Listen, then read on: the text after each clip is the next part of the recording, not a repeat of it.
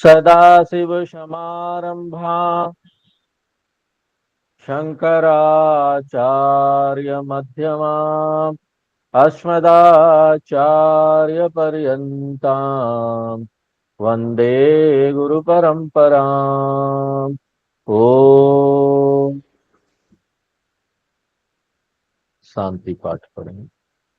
ओम सहनाववतु ओम सहना भवतु सहनौ भुनक्तु सहनौ भुनक्तु सह वीर्यं करवावहै सह वीर्यं करवावहै तेजस्विनावधीतमस्तु मा विद्विषावहै। तेजस्विनावधीतमस्तु मा विद्विषावहै। ओम शांति शांति शांति। ओम शांति शांति शांति। हरि ओम। आठवां मंत्र पढ़ेंगे। ना नरेण वरेण नानरेवरेण प्रोक्त एषः त एषः सुविज्ञेयः सुविज्ञेयः बहुधा चिन्त्यमानः बहुधा चिन्त्यमानः अनन्यप्रोक्ते अनन्यप्रोक्ते अगतिरत्र नास्ति अगतिरत्र नास्ति अणीयान् ह्यतर्क्यम् अणीयान् ह्यतर्क्यम् अनुप्रमाणात्। अणुप्रमाणात्। विद्यार्थी की महानता का गुणगान करने के बाद, गुरु की शिक्षा की महानता का गुणगान करने के बाद, अब यम धर्मराज जी गुरु यानी कि टीचर की महानता का गुणगान कर रहे हैं। और टीचर की महानता का गुणगान करने के लिए यम धर्मराज जी बता रहे हैं कि ये जो शिक्षा है कितना सूक्ष्म शिक्षा है, कितना सूक्ष्म विषय है ये। और क्योंकि विषय इतना सूक्ष्म है, गुरु को एक महत्वपूर्ण भूमिका निभाना है इसको कम्युनिकेट करने के लिए, शिष्य के भीतर इसका संचार कर दे। और यहां पर सब्जेक्ट मैटर क्या है, विषय क्या है? आत्मा। और इसको लेकर बहुत सारे भ्रम है समाज में, बहुत सारे मिसकॉन्सेप्शन है, दुर्धारणा है। तो यम धर्मराज जी बोलते हैं, जो हम लोग आठवें मंत्र में देख रहे हैं, अनुप्रमाणात अणीयान। ये बहुत सूक्ष्म है, अणु से भी सूक्ष्म है। इसका मतलब नहीं कि वो अणु है, इसका मतलब नहीं कि वो इंद्रियों से देखा जा सकता है। ये ना तो इंद्रियों से देखा जा सकता है, ना ही अनुमान के लिए उपलब्ध है। प्रत्यक्ष प्रमाण के लिए भी उपलब्ध नहीं है, अनुमान से भी उपलब्ध नहीं। प्रत्यक्ष प्रमाण क्या है? जो इन पांच इंद्रियों से हम सीधे सीधे देखकर पता करते हैं कोई चीज को, वो प्रत्यक्ष हो गया। अनुमान क्या है? पांच इंद्रियों से डेटा इकट्ठा करते, जानकारी इकट्ठा करते हैं और उसके बेसिस पर सोच सोच के अनुमान लगाते, ये हुआ होगा, वो अनुमान हो गया। ये दोनों किस पर आधारित है? पांचों इंद्रियों से जो इंफॉर्मेशन हम लेते हैं, ये पांचों इंद्रियों से जो जानकारी, जो ज्ञान अपने अंदर लेते हैं, अनुमान भी उसी पर आधारित है। जब आपको जानकारी नहीं होगा तो क्या अनुमान लगाएंगे? डेटा ही नहीं होगा तो क्या उससे अंदाज लगाएंगे? वो तो सिर्फ कल्पना हो जाए, वो प्रामाणिक ज्ञान नहीं होगा। अगर आपके पास जानकारी नहीं है, बिना जानकारी के आप सोच रहे ये हो जाएगा तो वो हो जाएगा, तो ये तो कोई सही ज्ञान नहीं हुआ ना। It is not a valid knowledge. अगर अनुमान को वैलिड नॉलेज होना है, प्रामाणिक ज्ञान होना है, तो उसको ना प्रामाणिक जानकारी पर आधारित होना चाहिए। आंखों से कोई चीज आपने देखा है, उस पर आधारित होना चाहिए। कान से सुना, उस पर आधारित होना चाहिए। और आत्मा के संदर्भ में क्या है, अनुमान भी संभव नहीं है। क्यों? आत्मा दिखाई नहीं देता, उसका जानकारी क्या इकट्ठा करेंगे? जब जानकारी इकट्ठा नहीं करेंगे, डेटा ही नहीं होगा आपके पास, अनुमान क्या लगाएंगे? तो इंद्रियों से जानकारी इकट्ठा करना संभव नहीं है। क्यों? क्योंकि वो इंद्रियों से परे है, बियॉन्ड सेंस परसेप्शन। इसलिए यम धर्मराज जी यहां क्या बोल रहे हैं, अतर्क्यम। अतर्क्यम यानी अनुमान अगोचरम। तर्क कैसे करते हैं? जानकारी के आधार पर अंदाज लगाकर विश्लेषण करके तर्क करते हैं। तो अनुमान अगोचरम, अनुमान से नहीं जा सकता। अनुप्रमाणात अणीयान यानी प्रत्यक्ष अगोचरम है। अतर्क्यम यानी अनुमान अगोचरम। इसलिए दूसरे लाइन में यम धर्मराज जी बोलते हैं बहुधा चिंत्यमान। इसलिए यहां पर ना बहुत सारे दार्शनिक लोग हैं, फिलोसोफर लोग हैं, जो अलग अलग तरीके से आत्मा के बारे में बात करते हैं। कुछ लोग बोलते हैं ये जो शरीर है ना, यही आत्मा है। कुछ लोग बोलते हैं नहीं नहीं, शरीर के अलावा जो मन है ना, वो आत्मा है। और कुछ लोग बोलते हैं नहीं, शरीर और मन के अलावा कोई एक चीज है जो आत्मा है। वो आत्मा को स्वीकार करने के बाद उसके ऊपर बहस करते हैं कि ना आत्मा का नेचर क्या है, उसकी प्रकृति क्या है, उसके ऊपर बहस करते हैं। कुछ लोग बोलते हैं आत्मा जो है ना वो जड़ है। कुछ लोग बोलते हैं नहीं, आत्मा जो है ना वो चेतन है। कुछ लोग बोलते हैं आत्मा जो है ना दोनों का मिक्सचर है, जड़ और चेतन। कुछ लोग बोलते हैं ना ये एटम का साइज का है, अणु के साइज का है, आकार का है। कुछ लोग बोलते नहीं ये तो सर्वत्र व्याप्त है। कुछ लोग बोलते नहीं ये दोनों के बीच में है। और कुछ लोग बोलते हैं कि आत्मा ना एक है। और कुछ लोग बोलते हैं आत्मा बहुत सारे हैं। तो यहां पर यम धर्मराज जी क्या बोल रहे हैं, बहुधा चिंत्यमान। ये हमारी परंपरा में जो 12 दर्शन है, फिलोसॉफी है, उसके अंदर एक बड़ा तर्क का विषय है, तर्क वितर्क का विषय है, बहस का विषय है। 12 दर्शन में 6 दर्शन वेदों के ऊपर विश्वास रखते हैं, और 6 जो दर्शन है उनको वेदों पर विश्वास नहीं। हर एक जो सिस्टम है उसका आत्मा के बारे में अपना आइडिया है, वो आत्मा के बारे में कुछ ना कुछ अलग बताए। हर एक एक दूसरे से अलग है, और हर एक बहुत जोर शोर से एक दूसरे के साथ झगड़ा कर रहे हैं, ऐसा लगता है अगर आप 12 दर्शन पढ़ेंगे। इसलिए यम धर्मराज जी यहां क्या बोल रहे हैं, बहुधा चिंत्यमान। इसलिए आप आत्मा के बारे में पढ़ने का प्रयत्न करेंगे ना, कंफ्यूज हो जाए, ये क्या है सर, क्या है, बड़ा कंफ्यूजिंग है। ऐसा ना सुविज्ञेय, ये जो आत्मा है ना स्पष्ट रूप से नहीं समझा जा सकता। दृढ़ता के साथ संशय रहित होकर इसको नहीं जाना जा सकता।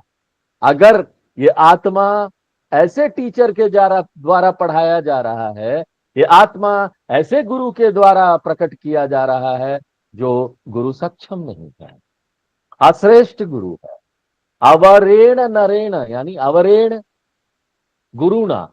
अवरा यानी क्या, इंफीरियर, जो सक्षम नहीं है, अश्रेष्ठ गुरु, जिसको पता नहीं है कि ये आत्मा का ज्ञान कैसे सही तरीके से संचारित करना है, शिष्य में कम्युनिकेट करना अच्छी तरीके से। ऐसा गुरु अगर आत्मा के बारे में शिक्षा देता है तो वो समझ में नहीं आएगा। अगर ऐसा गुरु ये आत्मा के बारे में पढ़ाता है तो समझ में नहीं आएगा। यही नहीं कि वो समझ में नहीं आएगा, गलत समझ भी बन सकती है।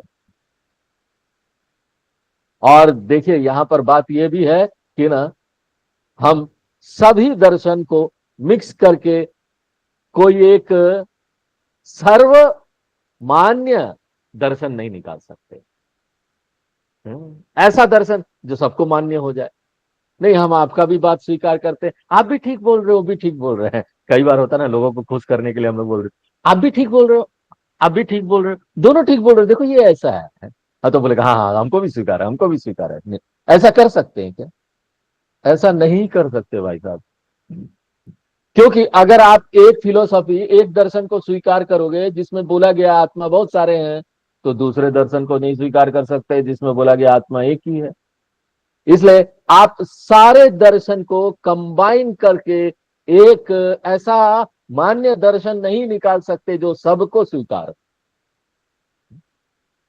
यह संभव है। इसका मतलब क्या है समझे?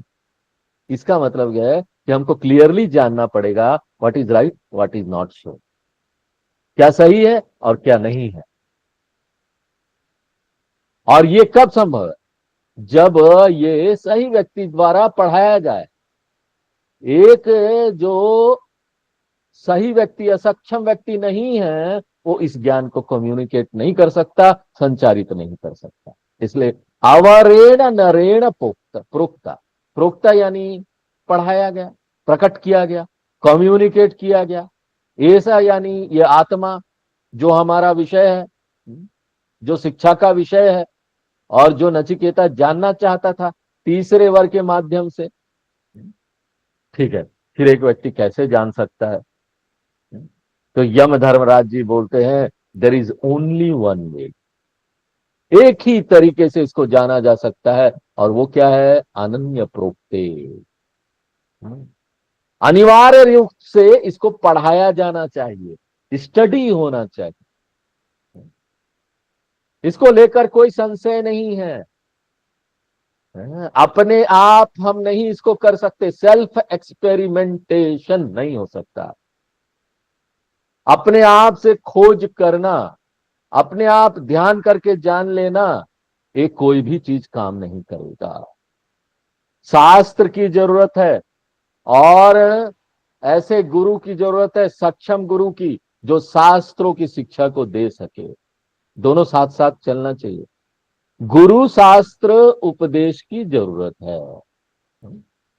शास्त्र दर्पण की तरह है जो ना मुझे मेरे से मिलवा देता है, दिखवा देता है, जनवा देता है। और गुरु वो है जो जानता है शास्त्र को कैसे ऑपरेट करना। शास्त्र का कुंजी गुरु के पास है। ये जो तरीका है ना, किस प्रकार से शास्त्रों का ज्ञान दिया जाए, वो शास्त्रों की तरह ही महत्वपूर्ण है। और यहां पर ऐसे गुरु को एक सुंदर नाम दिया गया, अनन्य। मुंडक उपनिषद में ऐसे गुरु को क्या बोला गया है? श्रोत्रिय ब्रह्मनिष्ठ। आशा है आपको याद होगा मुंडकोपनिषद। मुंडकोपनिषद का मंत्र, तद विज्ञानार्थम स गुरु मेवाभिगच्छेत समित पाणी श्रोत्रियम ब्रह्मनिष्ठम। गुरु का डेफिनेशन भी वहां दिया गया था। गुरु में क्या पात्रता होनी चाहिए,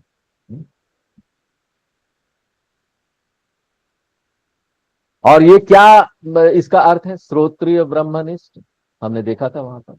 ब्रह्मनिष्ठ यानी जिसने इस सत्य को खोज लिया है कि वो ब्रह्म है, वो स्वतंत्र है। अरे जब मैं ही स्वतंत्र होऊंगा, मैं मुक्त होऊंगा ना, तभी जाकर ना दूसरे व्यक्ति को मैं मुक्त कर सकता है।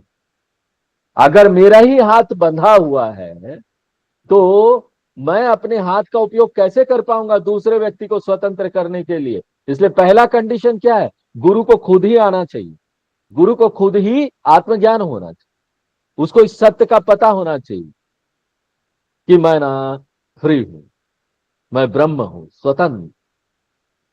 और अगर गुरु इस सत्य को जानता है बिना किसी संशय के, बिना किसी डाउट के, तो ना वो बड़े खुशी खुशी पूरे हृदय के साथ सभी शिष्यों को बोलेगा कि तुम वही ब्रह्म हो। उसमें हिचकेगा नहीं बोलने में। अगर मैं ब्रह्म हूं ये मुझे क्लियर नहीं है, तो मैं बोल्डली कैसे बोल सकता हूं कि तुम ब्रह्म हो? इसलिए पहला क्वालिफिकेशन क्या है ब्रह्मनिष्ठ होने का? कि ना उसको खुद पता हो, उसको खुद इस सत्य का ज्ञान हो। और दूसरा क्वालिफिकेशन क्या है? श्रोत्रिय। श्रोत्रिय यानी जो तरीका जानता हो, मेथड जानता हो, किस तरीके से ये ब्रह्म को शिष्य को प्रकट किया जाए। और ये जो तरीका है प्रकट करने का, ये बहुत महत्वपूर्ण है। क्योंकि हमने पिछले क्लास में देखा कि जो भी विद्यार्थी वेदांत के होते हैं, उपनिषद के होते हैं, उनको एक जनरल प्रॉब्लम होती है। और वो क्या प्रॉब्लम है? हर चीज को वस्तु बनाकर देखना चाहते हैं। वो हमेशा यही सोचने की आदत होती है कि ब्रह्म जो है ना, आत्मा जो है ना, एक रहस्यमय वस्तु है जो हमारे सामने कभी ना कभी प्रकट होगा। तो जो टीचर है उसको इस तरह से कम्युनिकेट करना पड़ता है, इस तरीके से बताना पड़ता है कि जब विद्यार्थी इसको सुन रहा हो तो वो ये समझ पाए कि जो ब्रह्म का लक्षण यहां बताया जा रहा है वो उसी का लक्षण है, मेरा ही लक्षण। हर एक जो शब्द बताया जा रहा है, नित्य शुद्ध बुद्ध मुक्त सत्यम ज्ञानम अनंतम आनंदम, ये सारा जो शब्द है ना, वो किसी बाहर कोई वस्तु का नहीं है जो मेरे सामने आ जाएगा और मैं उसको देख लूंगा। ये सारे जो शब्द हैं उसका लय कहां पर होना चाहिए? जिस तरह से हम बोलते हैं ना, टेबल है ये। तो जब हम टेबल शब्द बोलते हैं तो वो शब्द जाकर कहाँ लय हो जाता है? जो टेबल रूपी वस्तु है उसमें वो लय हो जाता है। फैन बोलते हैं, जब फैन शब्द बोलते हैं तो कहाँ जाके लय हो जाता है? फैन रूपी जो वस्तु है उसमें। तो जब हम ये बोलते हैं सत्यम ज्ञानम अनंतम, तो वो कहीं और यात्रा ने करके नहीं जाना चाहिए, टां करके दूसरी जगह चला गया नहीं। वो तो टां करके यहाँ अंदर आना चाहिए, मेरे में लय हो जाना चाहिए, तो मैं ही हूं।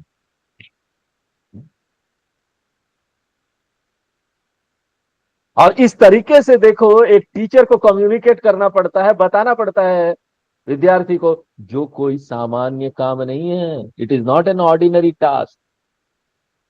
और इसलिए हमारे शास्त्र इसके लिए एक बहुत ही विलक्षण तरीके का खोज करके बताते हैं। विलक्षण तरीका उन्होंने एक बताया, बनाया।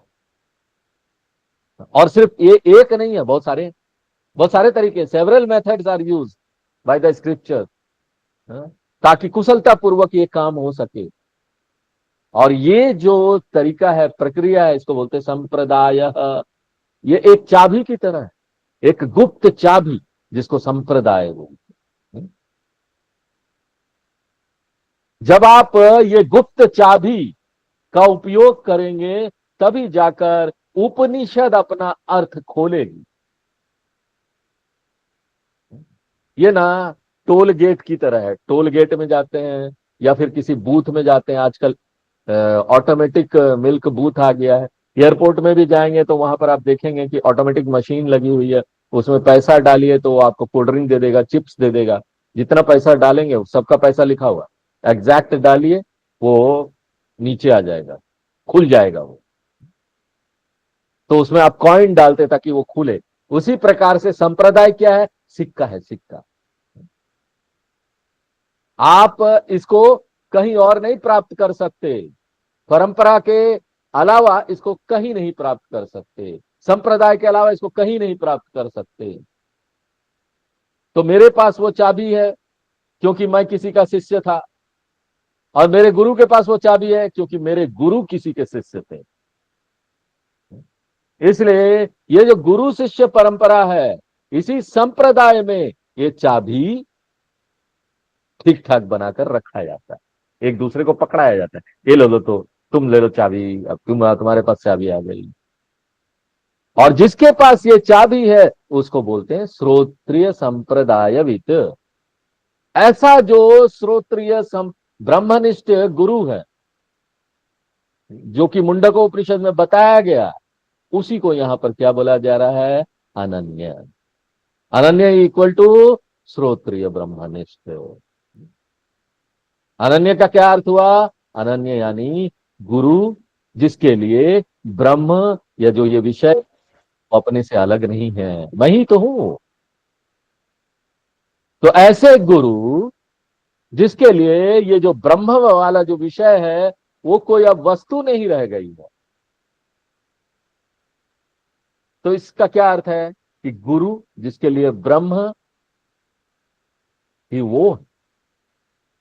इसलिए तो हम बोलते हैं ना, गुरुर ब्रह्मा गुरुर विष्णु गुरुर्देवो महेश्वरा, गुरु साक्षात या गुरु एव पर ब्रह्मा। ये जो सत्य है उसको क्लियर, इसलिए अनन्य यानी ब्रह्म ना एक ही भूता, ब्रह्म के साथ एक हो गया, उसमें और ब्रह्म में कोई अंतर नहीं। इसलिए जब वो ब्रह्म का लक्षण बताता है ना, वो गुरु का ही लक्षण है। ब्रह्म का जो लक्षण बता रहा है वो मेरा ही लक्षण है, अपना ही लक्षण है, गुरु का ही लक्षण है। ये अपनी आत्मकथा बताने जैसा है कि हम आपको अपनी आत्मकथा बता रहे हैं। ये जो वेदांत की शिक्षा है ना, वो किसके बारे में बात कर रहे हैं हम? आत्मकथा तो बता रहे हैं, अपनी बायोग्राफी बता रहे हैं।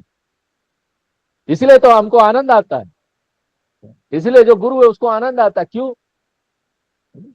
क्योंकि कौन, देखो, किसको आनंद नहीं आएगा अपने बारे में बात करने? हमको मजा नहीं आएगा कि हम अपने बारे में बात करेंगे तो बहुत आनंद मजा आएगा ना। कई बार लोग आते हैं, स्वामी जी हाँ क्वेश्चन पूछना है, ठीक है पूछिए। अरे स्वामी जी पहले बता दूं ये कौन है, ये क्वेश्चन पूछना चाहता है, ये ऐसा ऐसा व्यक्ति है, वैसा वैसा व्यक्ति है। क्वेश्चन तो पूछा नहीं, सारा इंट्रोडक्शन ही देते गया। 2 मिनट का इंट्रोडक्शन कितना मिनट का हो गया? 20 मिनट का। क्यों? कौन अपने बारे में नहीं बताना चाहता है? सब अपने बारे में बताना चाहते हैं, बोलना चाहते हैं, इसलिए सुनना बड़ा कठिन काम है। आप किसी के पास जाइए, आप सोचेंगे उसको बोल के सुना देना, वो बैठा हुआ आपको सुनाने के, क्योंकि अपने बारे में बोलना चाहते हैं सब। क्वेश्चन के लिए तो टाइम ही नहीं है। क्योंकि यहां पर एक स्वामी है जो बड़े शांति के साथ आपकी बातें सुन रहा है, तो ऐसा स्वामी कहां मिलेगा? तो कोई भी ना अपने बारे में बात करने में बहुत मजा लेता है, उनको मजा आता है अपने बारे में बात करने। और वो कैसा अपने बारे में बात कर रहा है? अपने शरीर, अपना मन, इसी के बारे में तो बात कर रहा है। भौतिक वातावरण में जाएंगे तो वहां लोग हैं जो अपने बारे में बात करेंगे तो क्या बोलेंगे? मैं किस पद पर हूं, मैं कैसा व्यक्ति हूं, मेरे संबंधी लोग कैसे हैं, मेरे पास कितना पैसा, गाड़ी, घर वगैरह है, यही सब बातें होती है ना। तो वो अपने बारे में बता रहा है। और ऐसा अपना वो क्या है? नश्वर चीजों के बारे में बता रहा है, नश्वर अपना। तो फिर गुरु को क्यों नहीं मजा आएगा? वो तो अमर अपना के बारे में बात कर रहा है, अमर होगा। तो इस तरीके से जब गुरु कम्युनिकेट करता है, ऐसा गुरु जब कम्युनिकेट करता है, तो यम धर्मराज जी बोलते हैं कि शिष्य को ना हेल्पलेसली समझना पड़ेगा, कुछ कर नहीं सकता, लाचार हो जाए तो समझ नहीं पड़ेगा। ऐसा गुरु जिसके लिए वेदांत उसका जीवन है और विषय वस्तु वो खुद है, ऐसा जब गुरु कम्युनिकेट करता है तो ना शिष्य अगर समझना ना भी चाहे ना, तब भी उसको समझना। तो वो बोलते हैं अगति ही नास्ति। अगति यानी नॉन अंडरस्टैंडिंग, नहीं समझ पाएगा, ऐसी गति हो ही नहीं पाएगी, नहीं समझने वाली गति हो ही नहीं पाएगी। अगति नास्ति, यहां पर डबल नेगेटिव है। नास्ति नहीं है, अगति नहीं, समझ नहीं है, तो समझ है। आप कम्युनिकेशन, ज्ञान को संचारित कर पा रहे हैं। और सोचो ये महानता है एक आचार्य की। लेकिन क्या समस्या क्या है ना, हमको पता ही नहीं कि ऐसे आचार्य कौन है। कैसे समझ पाए कि ऐसे आचार्य कौन है?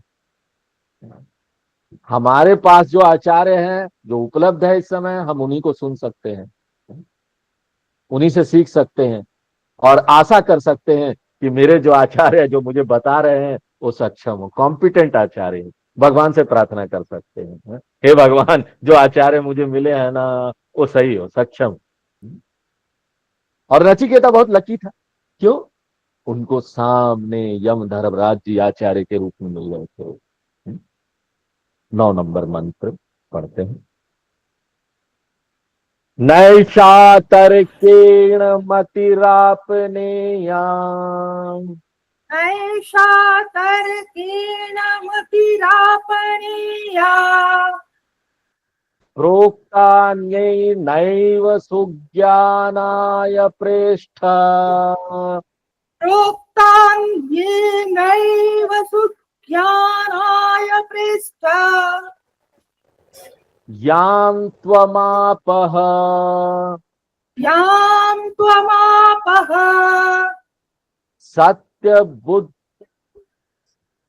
सत्यधृतिर्बतासि सत्यधृतिर्वतासि त्वादृङ्नो भूयात् त्वादृङ्नो भूया नचिकेता प्रस्ता नचिकेता प्रस्था। तो इस मंत्र में यम धर्मराज जी वही बात को आगे और बता रहे हैं कि आत्मज्ञान जो है ना वो आचार्य से ही समझा जा सकता है, सिर्फ आचार्य से, किसी और स्रोत से नहीं इसको जाना जा सकता। इसलिए गीता में भी भगवान बोलते हैं, चौथे अध्याय का जो 34वां श्लोक है, तद्विद्धि प्रणिपातेन परिप्रश्नेन सेवया। छांदोग्य उपनिषद में भी आता है, आचार्यवान पुरुषो वेद। मुंडकोपनिषद में भी आता है, तद विज्ञानार्थम स गुरुमेवाभिगच्छेत्। तो गुरु या आचार्य का बहुत महत्व है, उसके बिना आत्मज्ञान संभव नहीं है। इसलिए वो बोलते हैं अच्छा हम क्यों जोर देते हैं आचार्य, क्यों नहीं बोलते शास्त्र शास्त्र शास्त्र? आचार्य पर क्यों बार बार गुरु गुरु बोल रहे हैं? बार बार उस पर ही क्यों जोर देते हैं आचार्य? हम बोल सकते थे ना शास्त्र। आचार्य को ज्यादा महत्व क्यों दे रहे हैं? आपको पता है क्यों? क्योंकि शास्त्र बिना आचार्य के रह सकता है। जब हम शास्त्र पर जोर देंगे, बार बार शास्त्र बोलेंगे, तो एक व्यक्ति ये समझेगा कि उसको ना खुद ही अध्ययन करना है अपने से इसके बारे में। और अगर आप शास्त्र का अध्ययन बिना आचार्य का कर रहे हैं ना, वो बहुत डेडली हो सकता है, घातक हो सकता है, भयानक नासमझी हो सकती है, हम गलत तरीके से समझ सकते हैं। इसलिए कृष्ण भगवान गीता में बोलते हैं कि ये बुद्धि भेदम ला सकता है। इसलिए शास्त्र अगर हम बोलते हैं तो उसमें आचार्य सम्मिलित नहीं हो सकते, नहीं भी हो सकते, किंतु एक बार आप आचार्य बोलते हैं ना तो उसमें शास्त्र इंक्लूडेड होता है। क्योंकि आचार्य वो है जो शास्त्रों की सहायता से ये ज्ञान कम्युनिकेट करता है। क्योंकि आचार्य का डेफिनेशन क्या है? आचिनोति शास्त्राणि स्वयं आचरते यस्मात् तस्माद आचार्य आचार्य उच्यते। तो ये आचार्य का डेफिनेशन है, जो शास्त्रों के माध्यम से इस ज्ञान को कम्युनिकेट करता है। इसलिए आचार्य यानी शास्त्र उसमें सम्मिलित है। लेकिन अगर हम सिर्फ शास्त्र बोलते हैं तो आचार्य उसमें सम्मिलित नहीं है।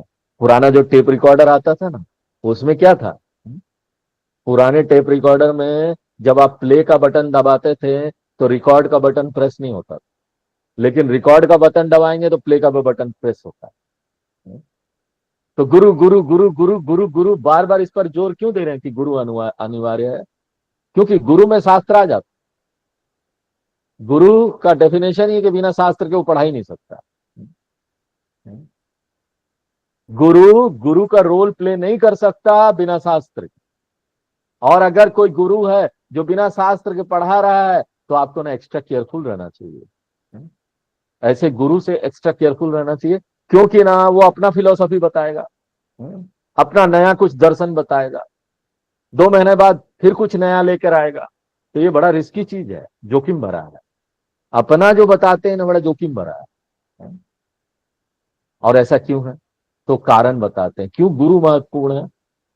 ऐशा मति ही तर्केन न आपने। आत्मज्ञान तर्क से नहीं जाना जा सकता है। इसीलिए गुरु को मित्र समझ के आप तर्क नहीं कर सकते, क्योंकि आत्मज्ञान प्राप्त करने का वो तरीका ही नहीं है। कई बार हमको भी लगता था, हमारे गुरु के पास जाते थे तो क्वेश्चन पूछने में ही डर जाते थे। हाँ? उनके सामने बैठे रहते थे।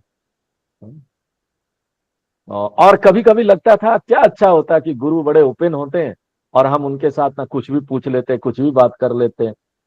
उससे क्या होता है, फिर तर्क वितर्क होने लगता है, और तर्क वितर्क से ज्ञान तो प्राप्त कर ही नहीं सकते, बहस से इस ज्ञान को प्राप्त किया ही नहीं जा सकता। फेसबुक में कई लोग बहस करते हैं। फेसबुक में जब हम कुछ डालते हैं तो उसमें कई लोग बहस कर रहे हैं, नहीं ये नहीं हो सकता, आप कौन से गुरु हैं। तो हम उनसे बहस नहीं करते, हम उनको बोलते हैं अपने गुरु से जाकर पूछो तुम, क्योंकि तरीका तो वही है। हाँ? क्योंकि हमने इससे पहले वाले मंत्र में आपको बताया कि तर्क किस पर आधारित होता है, जो जानकारी आप इकट्ठा करते हैं। ये पांच इंद्रियों से जो भी जानकारी आप इकट्ठा करेंगे, तर्क उस पर आधारित होता है। जितने भी साइंटिफिक एडवांसमेंट हो रहे हैं, वैज्ञानिक विकास यहां पर हो रहा है, वो किस पर आधारित है, इसी जानकारी पर आधारित है ना। जो वो जगत से सारी जानकारी लेते हैं पांचों इंद्रियों से, उस पर किताब लिखते हैं, फिर रिसर्च करते हैं और फिर नई कोई चीज बनाते हैं। इसलिए जितने भी साइंटिफिक एडवांसमेंट है ना, वो भौतिक चीजों से ही डील करता है। कोई भी साइंस चेतनता के बारे में नहीं बताता, क्योंकि पूरा जो साइंस है वो किस पर आधारित है, वस्तु पर, ऑब्जेक्टिफिकेशन पर, वस्तुनिष्ठता पर। इसलिए यम धर्मराज जी बोलते हैं कि तर्क से आप इस ज्ञान को नहीं प्राप्त करने वाले हैं। और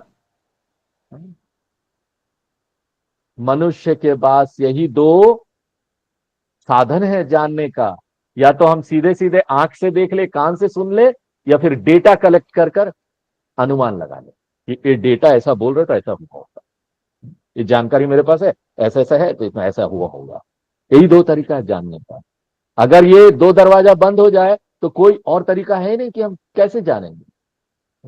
इसलिए कई सारे साइंटिस्ट लोग ये निष्कर्ष निकाल चुके हैं कि ये जो चेतनता है ना, वो विज्ञान को जानने के लिए कभी उपलब्ध नहीं होगा, इनएक्सेसिबल टू साइंस।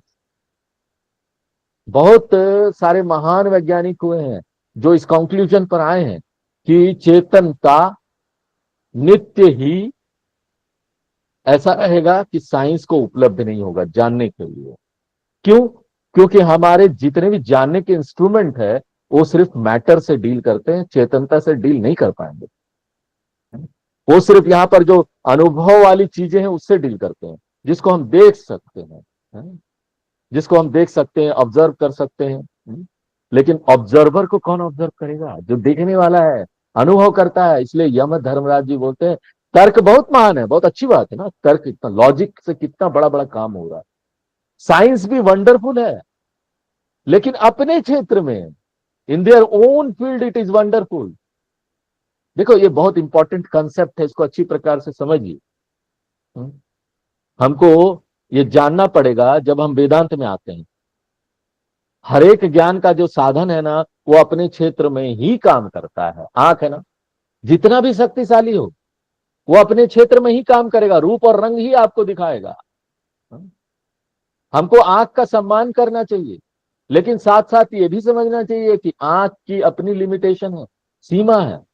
इसलिए जब हमको ध्वनि के बारे में जानना है तो हम कान का उपयोग करते हैं, और जब हम कान का उपयोग कर रहे हैं तो हम आंख का अपमान थोड़ी ना कर रहे हैं। नहीं नहीं स्वामी जी, आपने आंख को छोड़ दिया। देखिए आंख सब कुछ है, ध्वनि भी आंख ही से सुनिए। अरे व्यवहारिक है हम, हमको पता है क्या चीज कहाँ उपयोग करना है। व्यवहारिक होना कट्टर होना नहीं है, हम थोड़ी ना कट्टर हैं। इसलिए मैं साइंस का रेस्पेक्ट करता हूं, साइंस का सम्मान होना चाहिए, विज्ञान का सम्मान होना चाहिए। Science is very great thing. अगर आज हम यहां तक पहुंचे हैं, हम आपसे बात कर पा रहे हैं, देखो गूगल मीट के माध्यम से, इंटरनेट के माध्यम से, ये कैसे संभव हो पा रहा है? साइंटिफिक इंस्ट्रूमेंट के कारण ही तो संभव हो पा रहा है।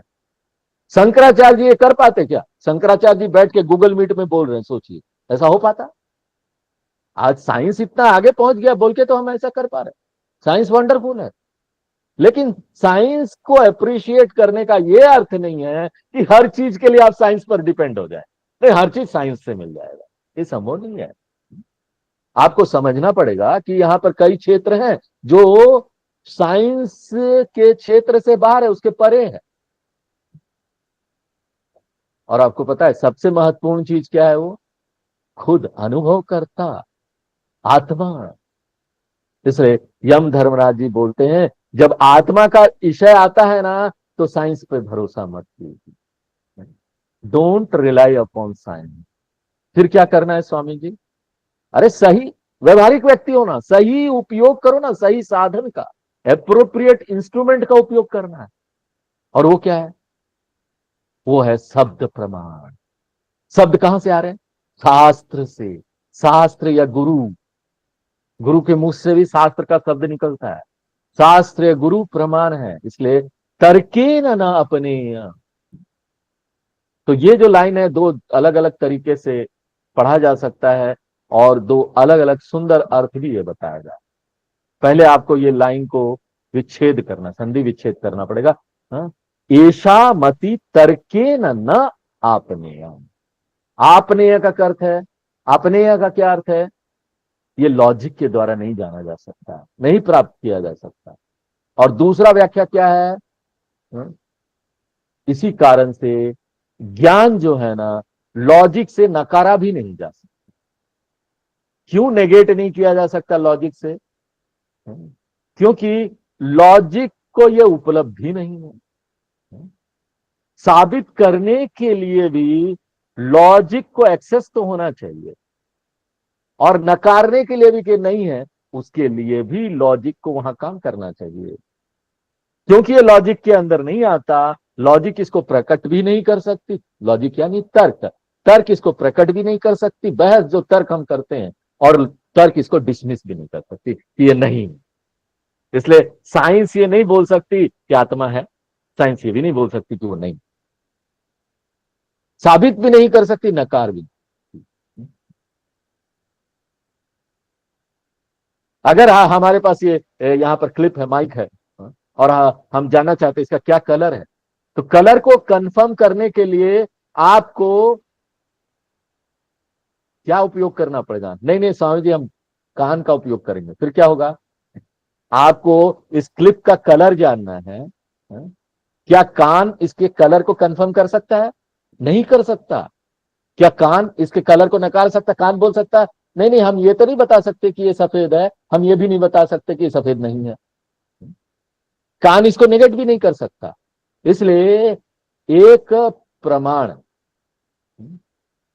जो प्रकट नहीं कर सकता, वो कंफर्म भी नहीं कर सकता और नकार भी नहीं सकता। तो साइंस वेदांत को साबित भी नहीं कर सकता, साइंस वेदांत को रिजेक्ट भी नहीं कर सकता। क्यों? क्योंकि साइंस अनात्मा से डील कर रहा है, वेदांत आत्मा से डील कर रहा है। दोनों का अलग अलग क्षेत्र है, दोनों टोटली डिफरेंट फील्ड है। साइंस इज वेरी वंडरफुल, लेकिन कहां पर? मटेरियल फील्ड में, भौतिक क्षेत्र में। वेदांत बहुत महत्वपूर्ण है, कहां पर? आध्यात्मिक क्षेत्र में। और एक सच्चा साधक वो है जो ना दोनों का उपयोग करता है अपने अपने क्षेत्र में। अब देखो हम यहां पर गूगल मीट में इसको अच्छी तरीके से उपयोग कर रहे हैं। क्यों? सीखा उसको, अभ्यास कर करके सीख के। तो यहां पर हमको साइंस की जरूरत समझ में आती है, लेकिन आत्मा वो तो उपनिषद से ही पता चलेगा ना। वहीं पर इसकी बारे में बताया गया है। तो सही चीज का सही जगह पर इस्तेमाल करो, यही व्यवहार है। और अगर हम यहां पर देख पाते हैं कि विज्ञान का भी जरूरत है, और हम ये देख पाते हैं वेदांत का भी जरूरत है, दोनों महत्वपूर्ण भूमिका निभाते हैं। इसलिए लॉजिक जो है ना वो काम नहीं करेगा। किसके प्रति? मति ही यानी आत्मज्ञान। और तर्क काम नहीं करता वहां पर। तो फिर क्या काम करेगा? यम धर्मराज जी बोलते अन्येन प्रोक्ता। अन्येन या ना कोई दूसरा ज्ञानी पुरुष, गुरु, गुरु के उपदेश से, गुरु शास्त्र उपदेश, एकमात्र वही एक है जिससे यह ज्ञान आ सकता है, स्पष्ट रूप से प्राप्त किया जा सकता है। देखो यहां पर यम धर्मराज जी उसको ध्यान करने नहीं बोल रहे, नचिकेता तुम ध्यान करो। वो नहीं बोल रहे हैं नचिकेता ध्यान साधन है ज्ञान का। कई लोगों को यह गलत धारणा है कि ना ध्यान में बैठे बैठे अचानक ज्ञान हो जाएगा। यम धर्मराज जी बड़े क्लियरली बोलते हैं कि ज्ञान ज्ञान नहीं आएगा, ध्यान करते करते ज्ञान नहीं आ सकता। ज्ञान कहां से आएगा? अन्येन प्रोक्ता, गुरु के द्वारा प्रकट किया जाएगा। तो ध्यान का उद्देश्य क्या है? केयर ऑफ, छठे अध्याय गीता का परिचय में हमने सब बताया कि ज्ञान का क्या ध्यान का क्या उद्देश्य है। अब हम फिर से उस टॉपिक में नहीं जाना चाहते। हाँ, ध्यान अपने क्षेत्र में काम करता है, वहां उसका इंपॉर्टेंट रोल है, वहां वो रोल प्ले करता है, लेकिन ज्ञान में नहीं। ज्ञान तो गुरु शास्त्र उपदेश से ही होगा, एकमात्र उसी से ही होगा। और ये कौन बोल रहा है? यम धर्मराज जी। वो बोलते सुज्ञानाय श्रेष्ठ। ये जो विद्यार्थी है उसको कितने सुंदर तरीके से, देखो गुरु लोग कितने अच्छे तरीके से अपने शिष्य को बोलते हैं। वो बोल रहे हैं ओ डियर वन, ओ प्लीजेंट वन, ओ प्रिय, ओ वंडरफुल स्टूडेंट। सुज्ञानाय, सुज्ञानाय यानी क्लियरली ज्ञान प्राप्त करना। ये जो नॉलेज है उसको क्लियरली समझ सकते हो गुरु उपदेश से। इसलिए तो देखिए गुरु प्राप्ति ना बहुत बड़ा आशीर्वाद है। अगर गुरु ऐसा मिल गया तो बहुत बड़ा आशीर्वाद है। विवेक चूड़ामणि का तीसरा नंबर श्लोक है, जिसमें शंकराचार्य जी बोलते हैं दुर्लभम त्रय में वायु तद देवानुग्रह है हेतुकम मनुष्यत्व मुमुक्षुत्व महापुरुष संश्रय। तीन चीज बहुत रेयर है। एक तो है मनुष्य के रूप में जन्म लेना यहाँ पर, और दूसरा है कि ना मनुष्य के रूप में आपने जन्म लिया, साथ में आपको मोक्ष की भी इच्छा हो गई, और तीसरा है महापुरुष, कोई गुरु मिल गया आपको गाइड करने के लिए। तो यम धर्मराज जी कॉन्ग्रेचुलेट करते हैं नचिकेता को। क्यों? नचिकेता तुमको गुरु मिल गया। और उनका गुरु कौन है? यम धर्मराज जी स्वयं है। इसलिए बोलते हैं याम त्वमापह। बहुत दिलचस्प चीज है। देखो यम धर्मराज जी बोलना चाहते हैं कि ना तुमको तो गुरु मिल गया पहले से, क्योंकि वो खुद ही उसका गुरु बनने वाले हैं।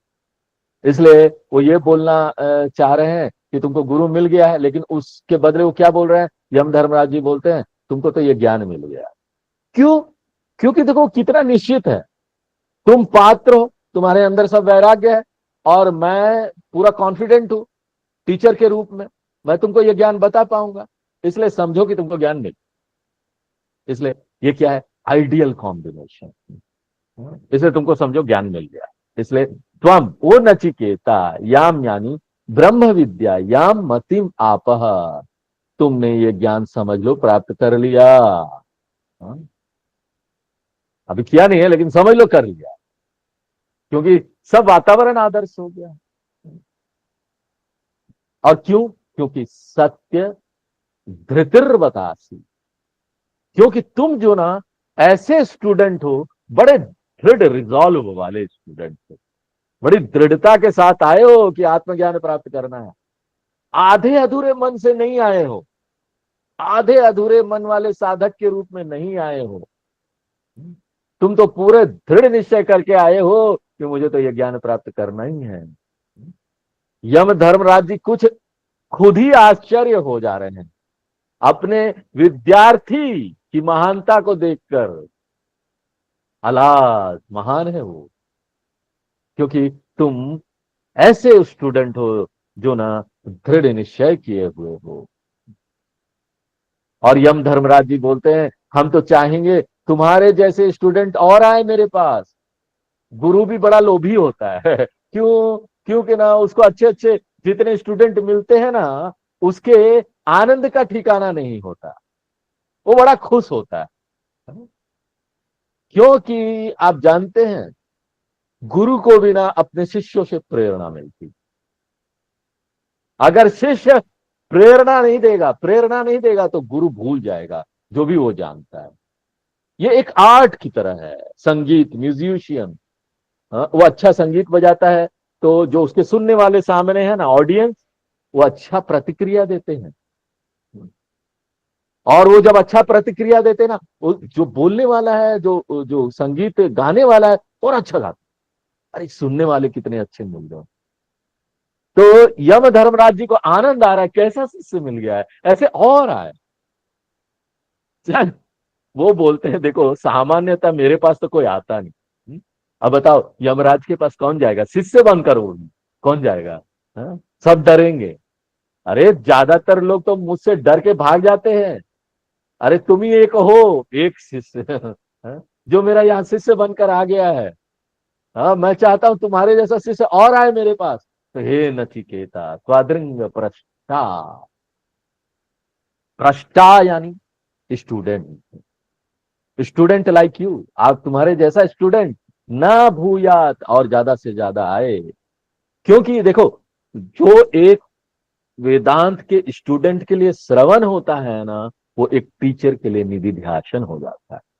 इनफैक्ट टीचिंग ही एक प्रकार का निधिध्यासन हो जाता है। 10वां नंबर मंत्र पढ़ते हैं। जानाम्यहम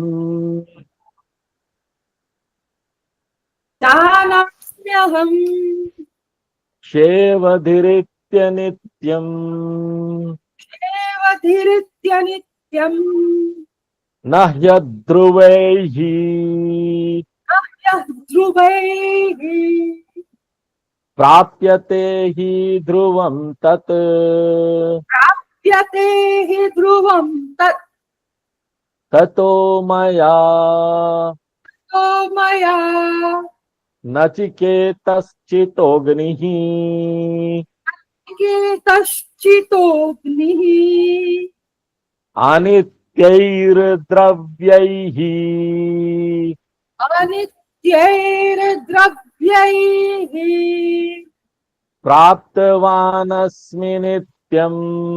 प्राप्तवानस्मि नित्यम्। अब यम धर्मराज जी के मन में अपने शिष्य नचिकेता के प्रति इतनी अच्छी फीलिंग आ गई, इतना एडमायरेशन आ गया, इतनी अच्छी भावना आ गई, इतना सराहना आ गया कि ना वो अपनी तुलना उससे करने लगे। सोचो कोई गुरु शिष्य से अपनी तुलना करने लगे, भाई वो क्या है, मैं तो उसके एज में ऐसा था ही नहीं। हाँ? वो सोचने लगे ये तो मेरे से बहुत श्रेष्ठ है। क्यों?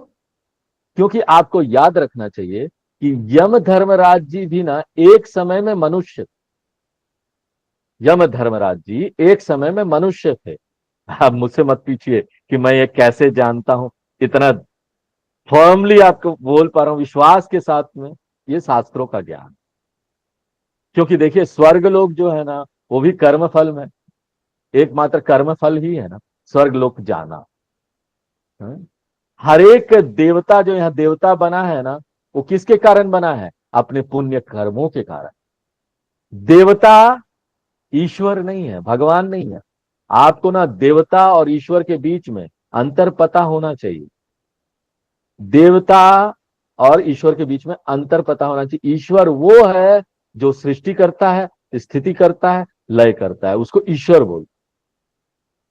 लेकिन देवता सिर्फ जीव है जो ना अच्छा शरीर प्राप्त कर लिया है, अच्छा शरीर और मन, श्रेष्ठ शरीर और मन, उत्तम उपाधि प्राप्त कर लिया है। उत्तम उपाधि जिसने प्राप्त कर लिया वही जीव देवता बन जाता है। इनफैक्ट देखिए हम में से कोई भी चाहे तो यमराज बन सकता है, यम धर्मराज बन सकता है, अगर आप चाहे तो वो कर सकते हैं। वो अलग बात है कि कभी कभी यहां पर भी हम ना कभी कभी यमराज की तरह व्यवहार करते हैं, कम से कम जब मच्छर को मार रहे होते हैं तब। मच्छर का मारो मार दो यमराज। तो यमराज का पदवी हमको मिल सकता है अगर हम उपयुक्त कर्मकांड करें। हम इस संदर्भ में देख चुके हैं कि दूसरे वर में हिरण्य गर्भ ब्रह्मा जी जो थे, उनका जो ये नाम है ब्रह्मा जी, वो एक पोस्ट है, पद है। जिस तरह से होता ना managing director, director, prime minister, उसी तरह से ब्रह्मा जी एक पोस्ट है। और उस पोस्ट को कोई भी प्राप्त कर सकता है जो अपने आप को सक्षम बना ले, हाँ, जो अपने को आपको पात्र बना ले, उसको प्राप्त किया जा सकता है कर्मकांड करके, रिचुअल्स करके। इसलिए यम धर्मराज जी बोलते हैं कि जब मैं मनुष्य था तो वो मैंने मोक्ष के बदले क्या किया, मोक्ष नहीं पूछा मैंने ना, बहुत सारे यहां पर कर्मकांड किए, उपासना किया। क्या प्राप्त करने के लिए? स्वर्ग लोक प्राप्त करने के लिए, उच्च पद प्राप्त करने के लिए। वो तो मुझे मिल गया, यम का पदवी मुझे मिल गया। हाँ? और ये मिलने के बाद यहां आके मुझे पता चला कि ये सब सीमित है। हाँ? इससे पहले वाले जन्म में मैंने अच्छे कर्म किए। इसका क्या अर्थ है? जब मैं मनुष्य था तो ना मैं मोक्ष नहीं प्राप्त करना चाह रहा था, तुम्हारी तरह नहीं था। वो तो मैं यम धर्मराज बनने के बाद जब समझा कि इस पद का भी लिमिटेशन है, ये पद भी कुछ दिनों के लिए है, तो मैंने ज्ञान प्राप्त किया। जो कि हमने केनोपनिषद में देखा, सारे देवता जाते हैं, सबको ज्ञान प्राप्त होता है बाद में। पहले किसको ज्ञान प्राप्त होता है? इंद्र को। इंद्र के बाद बाकी देवता को ज्ञान प्राप्त होता है। तस्माद्वा एते देवाः अतितरा मिवान्यान्य देवान प्रथमो विद्वांचकार ब्रह्मेति। ये मंत्र हमने देखा केनोपनिषद में। तो बोलते हैं जब मैं मनुष्य था तो ना मैं मोक्ष के लिए नहीं पूछा, मैंने मोक्ष नहीं मांगा। लेकिन तुम देखो नचिकेता, क्या बात है, तुम मनुष्य हो मुझसे ज्यादा बुद्धिमान। मैं जब मनुष्य था तो मैं ऐसा नहीं था। इसलिए वो क्या बोलते, अहम सेवधि अनित्यमिति जानामि। जब मैं मनुष्य था तो मुझे पता था कि ये सारे जो कर्म फल है ना वो अनित्य है। शेवदी ही यानी कर्म फलम, स्वर्ग लोक वगैरह जो है, ब्रह्म की प्राप्त, ब्रह्मानंद, ब्रह्मा जी का पद का प्राप्ति, देवता पद की प्राप्ति, देवता का स्थान प्राप्त कर लेना, ये सब अनित्य है। ये मुझे पता था। कौन सा मनुष्य यहां पर है बताइए जो नहीं जानता कि ये सारी चीजें नित्य नहीं अनित्य है? क्योंकि डेली तो आप देख रहे हैं ना, इतना पैसा जमा कर लो, सब कर लो, सब लोगों को इकट्ठा कर लो, फिर भी डर लगा हुआ होता है, फिर भी यहां पर सिक्योरिटी चाहिए, भय लगा हुआ होता है। पैसे से सुरक्षा नहीं आ सकती। आज नहीं तो कल चला जाएगा, कल चला जाएगा, क्या होगा? हाँ, डिपॉजिट, फिक्स डिपॉजिट तो रख दिया है, अभी फिर इंटरेस्ट कम होने वाला है, पता नहीं आरबीआई क्या करे। हाँ, पता चला इनकम कम हो जाएगी, या पता नहीं वो बैंक का क्या होगा जहां आप एफडी रखा हुआ है। तो ये मुझे पता था। अध्रुवई ध्रुवम न प्राप्यते। मैं जानता था कि ये जो सीमित कर्म है ना वो मुझे असीमित रिजल्ट नहीं दे सकता। मैं जानता था जिस प्रकार का कम कर्म होगा वैसे ही फल तो मिलेगा। तो हमने मुंडको उपनिषद में ये देखा था, लवा ये ते अदृढ़ यज्ञ रूपा जरा मृत्युम ते पुनरेवापि यंती। ये जो कर्मकांड है ये सीमित है। कर्मकांड का जो रिजल्ट आपको मिलने वाला है वो सीमित ही है। यम धर्मराज जी ये बात जानते थे। हमको पता था मैं जिस पद को प्राप्त करने वाला हूं, स्वर्ग लोक, यम का पद, वो अनित्य है। हमको पता है कि कर्म का फल अनित्य है। फिर भी ना मैं अपने मनुष्य जन्म का उपयोग आत्मज्ञान के लिए मैंने नहीं किया। मैंने क्या किया? मया नचिकेता अग्नि चितः। हे नचिकेता, मया अग्नि चितः। मैंने तो सिर्फ यहां कर्मकांड किए, कर्मकांड, उपासना किया, ज्ञान नहीं प्राप्त किया। रिचुअल और उपासना कर रहा था, और इन सब कर्म कांड करने के कारण क्या हुआ? अनित्यैर द्रवैहि अनित्यम प्राप्तवान अस्मि। अनित्य जो ये रिचुअल है और अनित्य जो ये सब मटेरियल है जो उसमें मैंने डाला, जो कर्मकांड किए, द्रव्य यानी यहां सब मटेरियल्स। तो यहां पर ये सीमित कर्मकांड से ये सीमित चीजें ही तो प्राप्त होगी। ये अस्थाई कर्मकांड, उससे हमको अनित्य फल मिला। और एक ही सांत्वना था, वो क्या? नित्यम प्राप्तवान अस्मि। ये जो स्वर्गलोक का फल मुझे मिला ये है तो अनित्य, लेकिन मनुष्य लोक की तुलना में ज्यादा अच्छा है।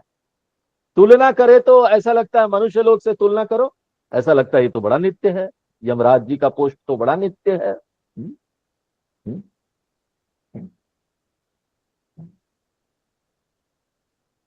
तो इसका अर्थ है कि ये जो मुझे मिला ना, ये सारा चीज नित्य नहीं अनित्य है। हमने आपको पहले भी बताया था कि मनुष्य जीवन में तो 60 साल का 70 साल का उम्र मिलता है, लेकिन स्वर्ग लोक में तो और भी लंबा होता है। हाँ? वो सब लंबा उम्र चलता है। तो इसलिए मुझे तो ये अनित्य फल मिला, लेकिन मनुष्य जीवन में रहते रहते तुमने उपासना और कर्मकांड नहीं किए। हाँ? नचिकेता कितने अच्छे हो तुम तो सीधे सीधे आत्मज्ञान पूछ रहे हो। तो सोचो तुम्हारे यहाँ पर जो परिपक्वता है तुम्हारे अंदर कितनी है, ये परिपक्वता मेरे में नहीं थी। आगे 11 नंबर मंत्र थोड़ा सा देख लेते हैं। कामस्याप्तिं जगतः प्रतिष्ठाम् कामस्याप्तिं जगतः प्रतिष्ठाम् गतोरनन्त्यम् क्रतोरनन्त्यम् अभ्यस्य पारम् अभ्यस्य पारम् तोम महदुरुगायम् स्तोममहदगुरु गुरुगायम् प्रतिष्ठाम् प्रतिष्ठाम् दृष्ट्वा दृष्ट्वा धृत्या धृत्या धीरो नचिकेतः नचिकेतः अत्यस्राक्षीः। अत्यश्राक्षीः। देखिए ये जो दो मंत्र है 10 और 11, उसमें एक बार फिर से शिष्य की महानता का गुणगान किया गया। तो टीचर की महानता का गुणगान करने के बाद एक बार फिर यम धर्मराज जी अपने मुंह से बोल रहे हैं। इसलिए 10वां जो मंत्र है वो क्या है, यम उवाच, यमराज उवाच। तो यहां पर यम धर्मराज जी नचिकेता की जो वैराग्य वाली जो पात्रता है उसकी महानता का गुणगान कर रहे हैं। वो बोल रहे हैं देखो इंद्रिय भोग के प्रति तुम्हारा कोई मन ही नहीं है, उधर मन जाता ही नहीं है, एकदम दिलचस्पी नहीं है इंद्रिय भोग में। जबकि यहां पर क्या है, इस दुनिया में 99% लोग इंद्रिय भोग के पीछे भागते हैं, लेकिन तुम उस तरीके के नहीं हो। तुमको तो ब्रह्म की पदवी दी गई जो कि बहुत सूक्ष्म से सूक्ष्म और महान से महान आनंद प्रदान करता है। वो भी तुमको प्रॉमिस किया गया कि तुमको ब्रह्मा जी का पद मिल जाएगा, वहां पर तुमको बहुत आनंद मिलेगा, इस दुनिया से तो कम से कम ज्यादा। हम आध्यात्मिक आनंद की बात नहीं कर रहे हैं, यहाँ पर इंद्रियों की आनंद की बात कर रहे हैं। हाईएस्ट पॉसिबल जो हो सकता है ब्रह्मा जी का आनंद, उनकी जो इंद्रियां आनंद दे सकती है वो हमारा इस मनुष्य देह में तो नहीं दे सकता।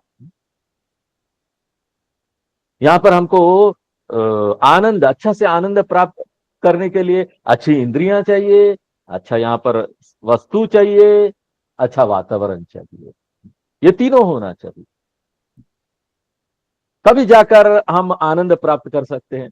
और देखिए ये जो कवि लोग होते हैं ना, वो खाने पीने वाला जो आनंद है ना उससे भी ज्यादा आनंद वो प्राप्त करते हैं, वो मन का आनंद है, भावना का आनंद। उसके बाद साइंटिस्ट लोग उससे भी ज्यादा आनंद प्राप्त करते हैं, क्योंकि साइंटिस्ट लोग जो है ना वो खोज का आनंद प्राप्त करते हैं, उनकी बुद्धि सेटिस्फाई हो जाती है। कोई भी सोचो प्योर मैथमेटिक्स का थ्योरम इतने सालों तक वो सॉल्व नहीं हुआ था और पता चला किसी ने उसको सॉल्व कर दिया। सोचो कितना आनंद प्राप्त हुआ उसको। तो इस तरह से आनंद सूक्ष्म सूक्ष्म होते जाता है ना। खाने से ज्यादा आनंद, मन जब अच्छा लगता है, कोई कविता बोल देता और हम उसको समझ पाते हैं, या फिर हम वैज्ञानिक है, हमको कोई चीज मिल जाता है, वैज्ञानिक लोग देखो ना खाने का ठिकाना ना पीने का ठिकाना, दिन भर रात दिन रिसर्च करते रहते, उससे भी ज्यादा आनंद प्राप्त होता है बहुत बुद्धि का जो आनंद है, हम कोई नई चीज समझ लिए। हाँ? सोचो इस तरह से आनंद बढ़ता जाता है, तो ब्रह्मा जी का आनंद कैसा होगा आप सोच सकते हैं। वो तो एकदम उच्च होगा, हाईएस्ट पॉइंट में होगा। तो बोलते कामस्य प्राप्ति, इसका मतलब क्या है, उच्च आनंद, हाईएस्ट आनंद। ब्रह्म लोक का पदवी, ब्रह्मा जी का पोस्ट, वो भी तुमको ऑफर किया मैंने। जगदा प्रतिष्ठान, जो कि जगत का सपोर्ट है, आधार है, क्योंकि ब्रह्मा जी को बोला जाता है ना वो हिरण्यगर्भ। हिरण्यगर्भ क्या हुआ, समष्टि सूक्ष्म शरीर को हिरण्यगर्भ। तो जो टोटल है, हमने तत्वबोध में देखा कि वो एक व्यक्ति का सपोर्ट है।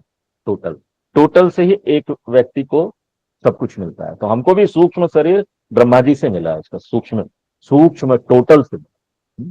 तो वो आधार है सबका। हाँ? इसलिए ब्रह्मा जी टोटल है, वो पालन करता है हर एक व्यक्ति का, इसलिए प्रतिष्ठाम इस जगत का। और क्रतो अनंत्यम, इन्फिनाइट, असीमित यहां पर फल,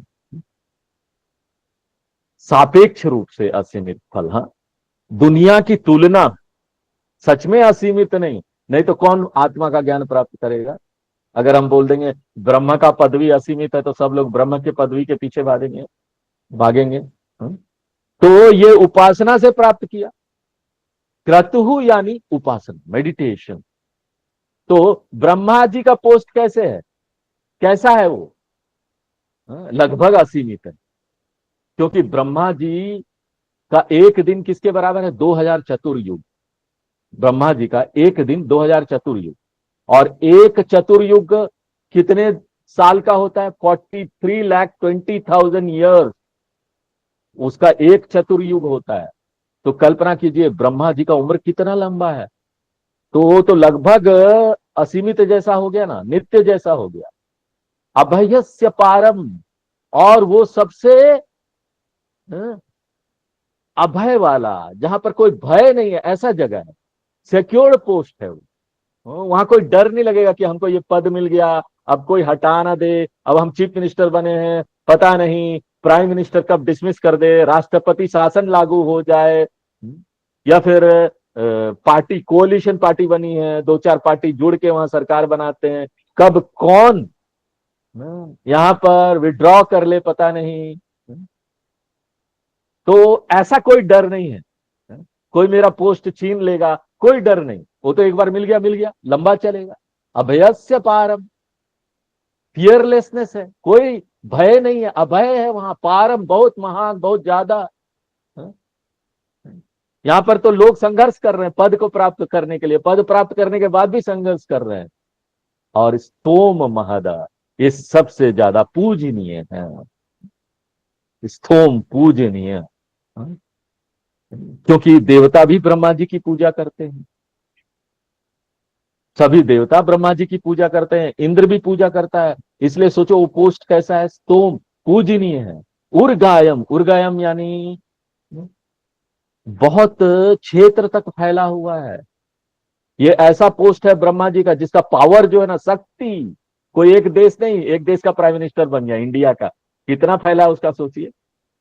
ज्यादा अमेरिका का प्रेसिडेंट बन जाएगा तो थोड़ा थोड़ा धमका सकते हैं बाकी देश को, लेकिन इसका तो पूरा ब्रह्मांड में फैला हुआ है। ब्रह्मा जी कितना एक्सटेंड करता है, उनका क्षेत्र कितना है, उरुगायम, लंबा एरिया है।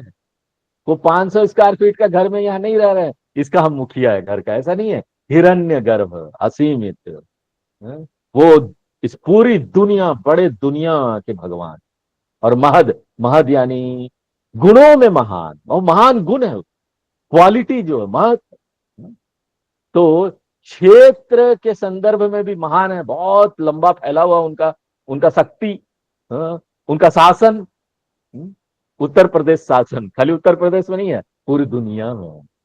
उरुगायम और महत, गुणों में महान, ऐसा प्रतिष्ठा, ऐसा जो पावरफुल पोस्ट है, वो तुम प्राप्त कर सकते थे, वो तुम ले सकते थे, लेकिन तुमने क्या किया नचिकेता, इतना ग्रेट पोस्ट को भी, पद को भी ना तुमने रिजेक्ट कर दिया, मुझे नहीं चाहिए। और बालपन की वजह से रिजेक्ट नहीं किया, ज्ञान की वजह से किया। इसलिए रिजेक्ट नहीं किया कि अंगूर खट्टे हैं मुझे नहीं चाहिए। हाँ? नहीं चाहिए, जाओ अंगूर खट्टे हैं। अरे तुमको मिला ही नहीं तो इसलिए बोल रहे हो खट्टे हो, खट्टे हैं। हाँ? मैंने समझ कर रिजेक्ट किया, तुमने जो है ना नचिकेता बड़े विवेक करके अच्छी प्रकार से ज्ञान लाकर इसको रिजेक्ट किया।